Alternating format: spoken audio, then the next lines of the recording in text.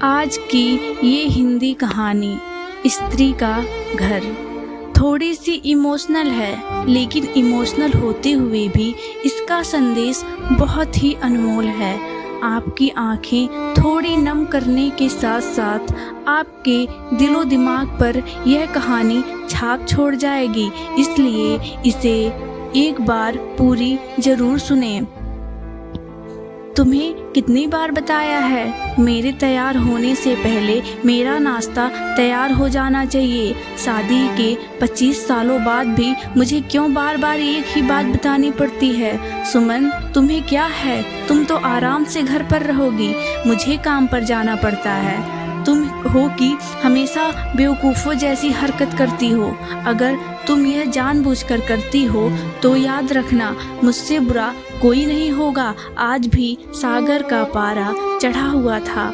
इन कटु शब्दों में अपना गुस्सा उतारते हुए गीला तौलिया कुर्सी पर फेंकते हुए सागर गुस्से से सुमन की तरफ देखने लगा। सुमन के लिए सागर का यह बेवजह गुस्सा कोई नई बात नहीं थी।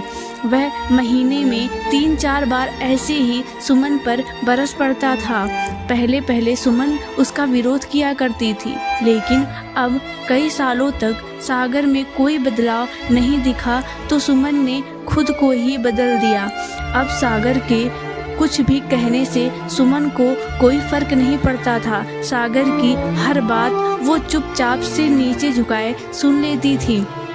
शादी के 5 साल तक सुमन ने पूरी कोशिश की थी कि सागर को बदला जाए, लेकिन फालतू का गुस्सा करना और बाद में सुमन को भला बुरा कहना, यह मानो जैसे उसकी आदत बन गई थी। कोई भी वाद विवाद होता तो सागर सीधा सुमन को ही बोल देता, अगर मैं तुम्हें अच्छा नहीं लगता तो क्यों नहीं चली जाती अपने मायके, क्यों रहती हो मेरे साथ? इतना सब कुछ होने के बावजूद सुमन सागर के साथ रहती थी, क्योंकि उसे अपनी बेटी की फिक्र थी। और वह जाती भी तो कहाँ, अपने बूढ़े हो चुके माँ बाप को, जो इस उम्र में परेशान करना अच्छा नहीं था। समाज और लोग क्या कहेंगे, यह भी तो उसे देखना था। वह इतनी पढ़ी लिखी भी नहीं थी कि खुद जाकर कोई नौकरी कर सके और अपना और अपनी बेटी का पालन पोषण कर सके। सुमन को अब अपनी फिक्र नहीं थी, आपको उसको फिक्र थी तो बस अपनी शादी लायक हो रही बेटी की। सुमन नहीं चाहती थी कि पति पत्नी के झगड़े की वजह से उसकी बेटी डिस्टर्ब हो। नीलू की पढ़ाई पूरी हो चुकी थी, उसके लिए अब शादी के रिश्ते आने लगे थे। कई रिश्तों को नीलू ठुकरा चुकी थी। 2-3 महीनों बाद एक अच्छा रिश्ता आया। रिश्तेदारों और पहचान के लोगों ने भी लड़के के बहुत गुणगान किए थे।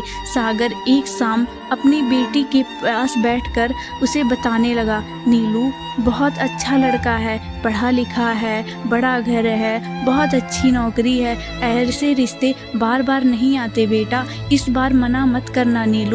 नीलू अपने पिता से ज़्यादा बात नहीं करती थी, शायद डरती थी या शायद नफरत करती थी, लेकिन आज वह अपनी पूरी हिम्मत इकट्ठा कर बोली, मुझे अभी शादी नहीं करना पापा, मैं नौकरी करना चाहती हूँ, खुद अपने पैरों पर खड़ी होना चाहती हूँ। हाँ तो उसमें क्या बड़ी बात है, मैंने लड़के से बात की है, वह तुम्हें किसी बात के लिए नहीं रोकेगा। तुम शादी के बाद भी नौकरी कर सकती हो, वह तुम्हें नौकरी के लिए परमिशन दे देगा। सागर बोला, मेरा नौकरी करना या ना करना उसकी परमिशन पर क्यों डिपेंड रहेगा पापा? नीलू ने पूछा।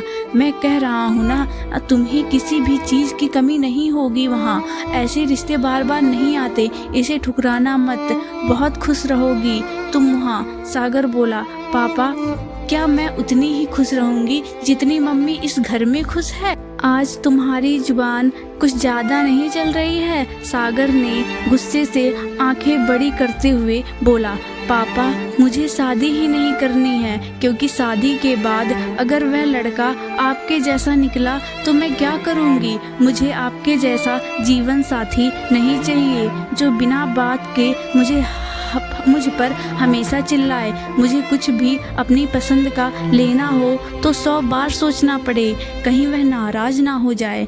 मेरी तबीयत कैसी भी हो उसे परवाह ना हो, रोटी थोड़ी सी मोटी बन जाए तो वह घर सर पर उठा ले। उसकी चेकबुक ना मिले तो भी मेरी ही दोष दे और हर छोटी मोटी बात पर मुझे मायके जाने के लिए कहे। नीलू ने अपना दिल खाली करते हुए पापा से सब कह दिया। सागर का गुस्सा 7वें आसमान पर था, लेकिन उसके मुंह से एक भी शब्द नहीं फूट सका। वह नीलू की बातें सुन रहा था। नीलू उतना ही बोलकर चुप नहीं हुई। आज पहली बार वह अपने पापा के सामने इतना कुछ बोल पा रही थी। पापा, आपने माँ के साथ हमेशा गलत व्यवहार किया है। आप हमें अपने ऑफिस का गुस्सा बिना सोचे समझे माँ पर उतार देते हैं। कभी इस बात की परवाह भी नहीं करते कि उन्हें कैसा लगता होगा। आपकी बातें सुन सुनकर माँ अपना स्वाभिमान खो दी है। सागर आज पहली बार अपने किए बर्ताव को महसूस कर पा रहा था।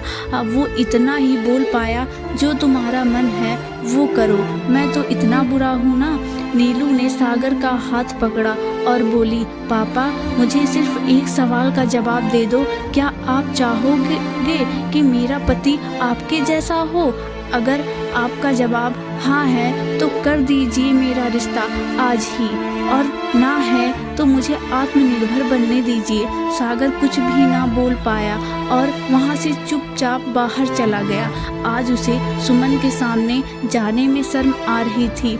चलते चलते उसकी आंखों से आंसू बह रहे थे। सागर ने आज से अपने आप को बदलने का निश्चय किया।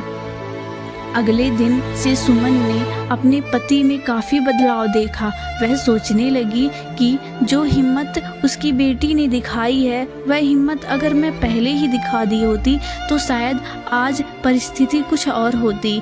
अब नीलू पढ़ लिख गई और अच्छी नौकरी करने लगी और 3 साल बाद उसके लिए एक अच्छा रिश्ता आया। और उसकी विदाई पर सागर बोला, बेटा, तू हमेशा खुश रहेगी क्योंकि तेरा पति तेरे बाप जैसा नहीं है। सागर की यह बात सुनकर लता और नीलू की आंखें भर आईं। दोस्तों, हमारे समाज में औरतों को भले ही देवी का दर्जा दिया जाता है, लेकिन वह स्वतंत्रता नहीं दी जाती है जो उन्हें देनी चाहिए। उन्हें बचपन से ही बताया जाता है कि वह पराया धन है। स्कूल से आने में देरी हो जाए तो पिटाई मिलती है। मोबाइल पर बातें करते हुए दिख जाएं या खिड़की से झांकते हुए दिख जाएं तो शक किया जाता है। माँ बाप का घर तुम्हारा नहीं है, पति का घर ही तुम्हारा घर है। जीवन भर यह बातें बता कर उन्हें ससुराल भेज दिया जाता है और एक दिन किसी छोटे मोटे झगड़े से ससुराल वालों से उन्हें सुनना पड़ता है कि इस घर को छोड़ दो और मायके चले जाओ। अब आप ही बताओ दोस्तों, ऐसे में स्त्री का सच्चा घर कौन सा है? आखिरकार वह किस घर को अपना कहें?